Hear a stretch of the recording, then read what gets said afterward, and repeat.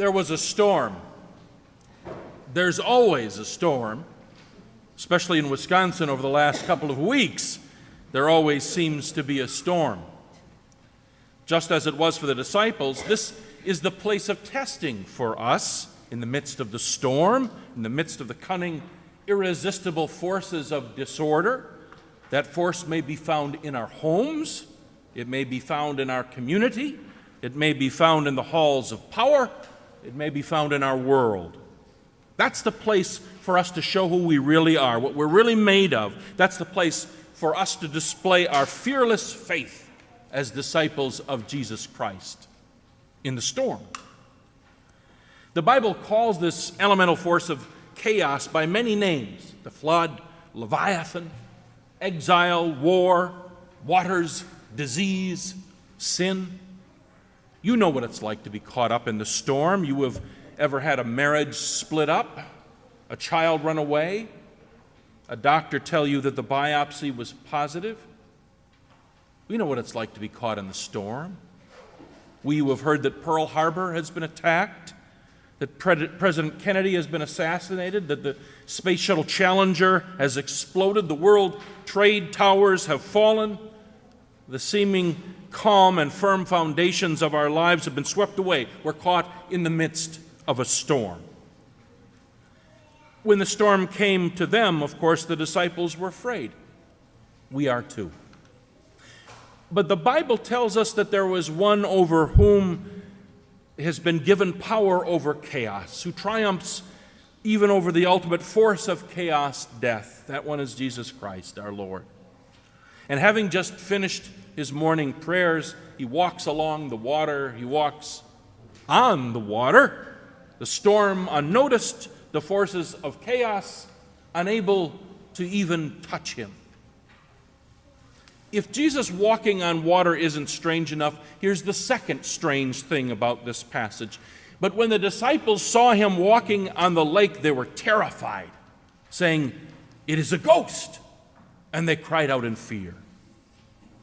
Now, lakes and rivers and deep waters were understood in Jesus' time as the places where demons dwelled, places of ghosts and apparitions. In modern terms, we think of the rattling of chains in the attic, a low pounding coming from the basement. We think of dark alleys and forbidding forests. They thought of waters, lakes, oceans. Where are the scary places in your life? Where do you think the demons dwell in wait for you? There, from that place, from that Stygian darkness, comes a ghostly figure, a softly throbbing aura of light surrounding it, slowly moving without sound, without effect, without a ripple. Scary enough for you?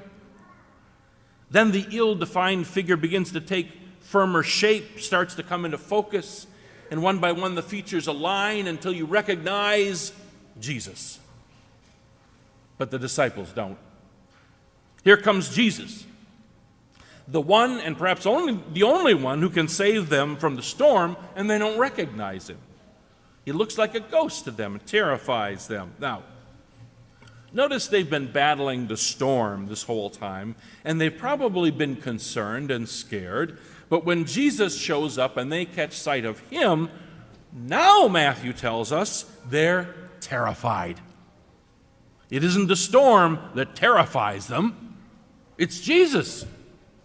Does that seem strange to you? Do you think it's possible for somebody to prefer to live in chaos than to be delivered from it?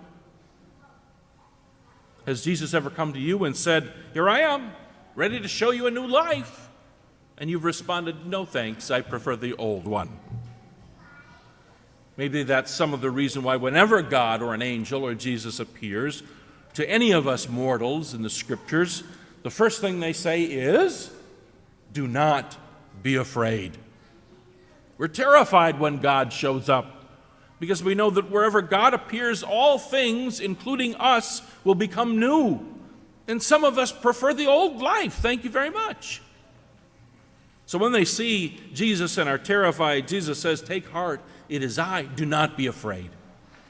That's what Jesus says. But notice what Jesus does, or rather does not do in this story. Immediately upon showing up, Jesus doesn't still the storm. It's a strange detail, but an important one, I think, that the storm isn't immediately stilled by Jesus' presence, but continues. And in that moment, Jesus is present, and the storm is still present, and the real question for us is, who are you looking at? Where is your focus in that moment? Jesus or the storm? A lot of us live in this moment. When Jesus is present and the storm is still present, and like Peter, we look at Jesus and we look at the storm, and we look at Jesus and we look at the storm. And if we looked only at Jesus, maybe we could walk on water. As Leonard Sweet says about this passage, Jesus doesn't promise to calm every storm in our lives. Jesus promises to make us calm in the storms of our lives. If only we could keep our focus on Jesus and not on the storm.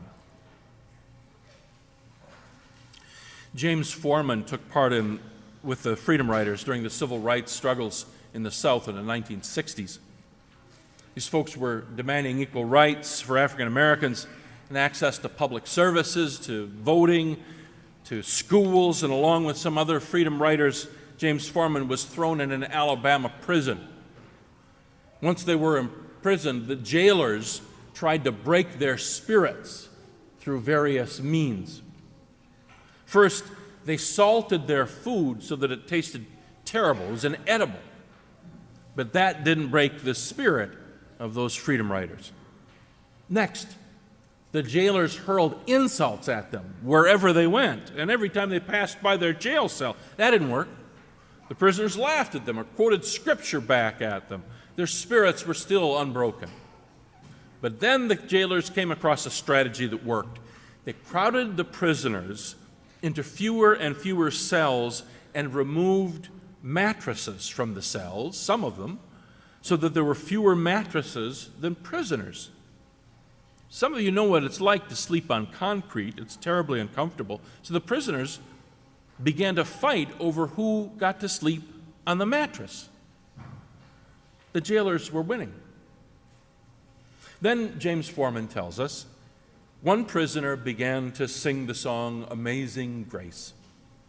One by one, the other prisoners took up the song until everybody in the prison, all the prisoners were singing it. Their spirits were joined and lifted by the song. The prisoners took the remaining mattresses and threw them out of the cells. Their spirit had not been broken. It had been strengthened. There was a storm. There's always a storm. But here comes Jesus, walking across the water, walking on the water, ready to give us a new life, ready to provide us with the calm of faith to meet every storm in our lives. There's a storm. So where are you going to look? At the storm or at Jesus? What are you going to do? Accept the new life Jesus offers or politely decline? Storms are a gut check. Storms are a faith check. Storms are a heart check. Where are you going to look? You know where Peter was looking.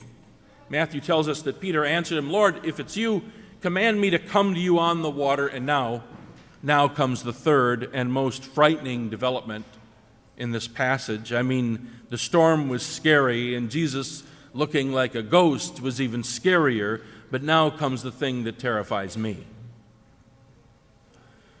So, Peter got out of the boat, started walking on the water, and came towards Jesus. Peter got out of the boat, started walking on the water, and came towards Jesus. You're going to remind me that Peter's little aqua stroll only lasted a couple of steps before he stopped looking at Jesus and started looking at the storm and sank like a storm and like a stone. And yeah, you're right. But the thing I find terrifying is that Peter was able to walk on the water at all. Forget the way that Roman Catholicism has traditionally romanticized Peter. In the Gospels, Peter's every man, Joe Average, just a guy, another person like you and me. And Peter started walking on the water. You know what that means? If Peter can walk on the water, then you and I can too. And that's what I find terrifying. Remember that great Marianne Williamson quote, "Our deepest fear is not that we are inadequate. Our deepest fear is that we are powerful beyond measure. It is our light, not our darkness, that most frightens us." Peter walks on the water, and we come face to face with our deepest fear, as Marianne Williamson puts it, the fear that we can too. On one of his visits home to rural Tennessee, Fred Craddock sat in a restaurant overlooking the Smoky Mountains. The owner of this restaurant, a friendly old man, moved from table to table talking with the guests, and he found out that Fred was a preacher, so the owner sat down and told Fred his life story. This restaurant owner had been born in a little Tennessee village to a mother who was not married at the time. Because the people in that little town forgave but never forgot, they had a name for that young boy. A name that followed him every step that he took, to school, to town, even to church. You know what that name was. One Sunday after church, the boy was leaving quickly before anybody could embarrass him, could call him by that name. And as he ran, the pastor intercepted him. "Who are you, son?" the pastor asked him. "Whose boy are you?" The boy froze, waiting for the pastor to say that word, the name that others had given him. But without waiting for an answer, the pastor took his hand and said, "I know who you are.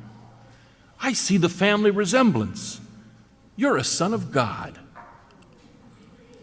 He patted the boy on the head and said, "You've got quite an inheritance. Go and claim it." The owner of the restaurant, now an old man, said that those words had literally changed his entire life. From that moment on, he had respect for himself and demanded more from himself. Fred Craddock asked him after the story was over, "What's your name?" The man replied, "Ben Hooper." And as the old man walked away, Fred Craddock remembered his father telling him that twice in the history of Tennessee, the people had elected an illegitimate child as their governor. One of them was Ben Walter Hooper. You've got quite an inheritance. Go and claim it. Peter walked on water. Ben Hooper got elected governor. What do you think you and I can do? The older I get, the more I appreciate the precarious balance in our lives. It can be tilted one way or another so easily by an act of kindness or cruelty, a word of wisdom or scorn. We live so much of our lives on this precarious place, teetering between joy and sorrow, success and failure, self-esteem and self-loathing, faith and doubt. There's a word that the first evangelist uses, the Greek word diastazine. It's translated as doubt when Jesus says it about the unbalanced Peter. "You of little faith, why did you doubt? Why did you diastazine?" That translation doesn't do it justice. Diastazine is unique to Matthew. It's found nowhere else in the New Testament. The one other time Matthew uses it is at the end of his gospel, at an appearance of the resurrected Jesus to the 11 surviving disciples. Matthew says when they saw him, they worshiped him, but some diastazine. Obviously, this is a special kind of doubt. The Greek verb literally means to be of a divided mind. This is the doubt of a disciple. It is faith doubt, the doubt that afflicts the faithful, that hangs around the edges of our precarious faith. whispering that maybe it isn't true, it can't be trusted, that God cannot be trusted, not fully. This is what makes us turn our backs on love and join the fear brigade. This is what causes us to sink when we're walking on water. This is what holds us back from a fearless faith, diastasine.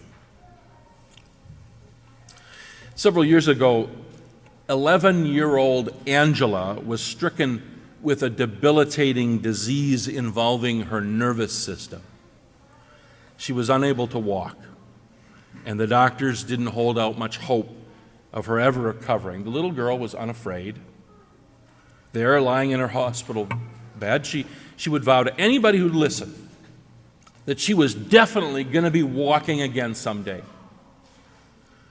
She was transferred to a specialized rehabilitation hospital in the San Francisco Bay Area.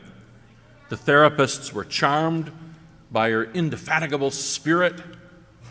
They taught her about imaging, about seeing herself walking.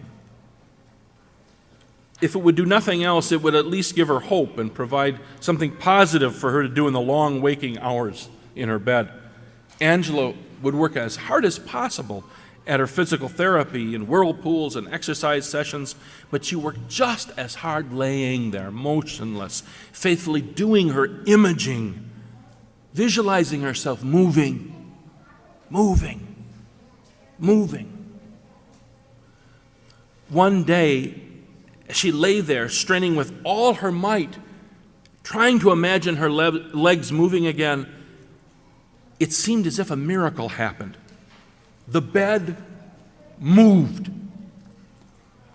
It began to move around the room. She screamed out, "Look what I'm doing! Look! Look, I moved! I moved!" And at this very moment, everyone else in the hospital was screaming too and running for cover. It was an earthquake. I swear to God. Equipment was falling, glass was breaking. You couldn't tell that to Angela, though, that it was an earthquake. She was convinced that she had done it. And only a few years later, she was back in school.